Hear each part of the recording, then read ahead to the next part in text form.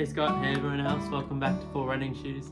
So this week I thought I'd actually share something that's happened in a previous week because not much happened in my week of running last week. It was just not a huge mileage week, just a couple of runs here and there. But a couple of weeks ago I did Wilson Botanic Parkrun, which is our home park run. And to be honest, I think it's one of the hardest park runs in Australia. I've done 34 different park runs now, and none of them even come close to how hard Wilson is. The main reason why it's so hard is because basically you go off on a 2-loop course. You go on a lot of gravel and stuff, but that's not too bad. But then you get to this really steep hill, and you climb up this hill, and it is like really fast. Like a lot of people will just walk it, but you can go up at a slow like 5 something pace usually. You get to the top and you think you're kind of done, but then you turn around and you do another hill, which is a pain and really long as well. And then you have this massive, once you get to the very, very top, you have this massive downhill, which goes on for quite a while. You can get really fast paces on that pretty easily and still feel like you're catching your breath, which is pretty interesting. So like you're running 3:30 pace, but then you're like catching your breath from the uphill still. And then you get down to the bottom. There's a couple corners, and then like a really short, steep uphill. And then that's one lap, and then you do it all over again. And it really takes it out of you. And the second lap's always a lot slower than the first one because you're so dead from that hill. But it's a lot of fun, and especially the downhill is really fun, and you feel really accomplished with yourself going up the uphills. So it is a fun park run, and I've always dreamed of getting that sort of sub 20 time with it. And I did it this one week, and I didn't know exactly, like it's hard to know how to pace for something like that. Like I was thinking, it could be cool, try and get 20 minutes this week. But it's hard to know how fast you actually need to run, like on the flats, even on the downhill or the uphill, like what paces am I actually supposed to be running?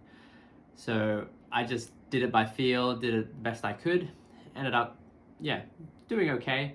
I think I was feeling pretty dead after the first hill, but you always feel like you catch up a bit going down the downhill. And I was kind of hopeful, but when I crossed the finish line, I had only got like 20 minutes and 51 seconds. So quite a way away from the goal of 20 minutes, I suppose. And then I was looking around on Garmin, which is the watch that I use, and there's an app with that. And I realized that they actually have a pacing app, I guess. It like helps you to come up with a pacing strategy for a race. And I thought that'd be really helpful for a course that's really hilly. And I actually realized you can plug in a specific course and figure out paces based off that. So you actually can just put in that exact park run and figure out with the hills and everything, you can find out what paces you need to be running at different points of the run. So I plugged in the course, and it lets you sort of slide around with whether you want to take off really fast and then be like slowly petering out towards the end of the race, or if you want to do the reverse of that, slowly increase your pace. And you can also like choose how aggressively you want to run up the hills. So if you want to run up the hills really hard, you can change that slider, and it'll make you run harder up the hills obviously. But then and the other thing you can do is the opposite, obviously, to take it easy up the hills. And so I played around with that until I found, based off my last week's paces, like an idea of what I could potentially run. And it helped me to come up with a bit of a strategy for how I could run a 20-minute 5K. My first K, I went off at a really good pace, but then the other 4 were not ideal. But basically the strategy ended up being that, I have to run harder on the flats, I have to run harder up the hill, and I have to run harder going down the hill. So it's not very helpful. It's just like, run faster, do better, man, and then you'll get your 20 minutes. But at least I knew sort of like what a good pace would be and how hard to push it without overdoing it. I think that was probably the most helpful thing. And so I put that into, I thought, well, what if I just the only thing I change between now and next week, I do the parkrun again next week. What if I just come up with this better pacing strategy and then I try and get 20 minutes again? So the next week came around, and obviously I'm not much fitter within a week period, like I'm pretty much the same. And I decided to give it a go there. And yeah, so the first K went really well. And I think I pushed it up the first hill pretty hard, but I still felt okay. Yeah, really, when it came down to it, I was just running pretty hard. I was checking the pace as I went kilometer after kilometer, and I was falling off a little bit of pace by my third or fourth K. But then with the final kilometer of Wilson, it actually, on my watch at least, it registers as like only 840 meters for the last K. Again, I don't know if that actually means that the whole course is 4.84 kilometers, or whether it's just because of the hills that it doesn't accurately measure the 5 kilometer distance by GPS. But I always know that the last kilometer is going to be a lot faster pace than I need to run. And so, yeah, even with that pacing strategy, it estimated that the last kilometer was 0.96 kilometers or something. So I knew I would be able to get some time back in that last kilometer if I just gave it everything.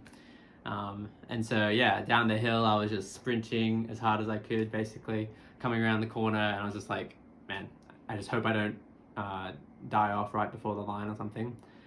And I wasn't even looking at my watch, so I didn't know exactly what my time would be or anything. It's coming up probably about 300 meters to go. And then the people that were at the line, my wife was there volunteering as well, but the people at the line, they knew I was trying to go for 20 minutes. And so they were like looking at the stopwatch and like, oh man, he's getting actually really close. It's gonna be really close. Run, run, run. And so I was just putting in everything I had, sprinted to try and get across the line. And then, yeah, across the line, 1958. So yeah, I was pretty happy with that. It's been a sort of I don't know, last 7 years, I think. That's been a goal since I did it for the very first time, to try and do it in 20 minutes. And so it's nice to actually finally get there. And yeah, I don't know, it just feels pretty like a good accomplishment for me. Yeah, I can tell that my running is going really well in that. And I think my hill training must be doing some work as well to be able to run a course like that in 20 minutes. So yeah, I'm feeling pretty good about that. And yeah, it just felt like a really cool achievement. So thought I'd share that with you.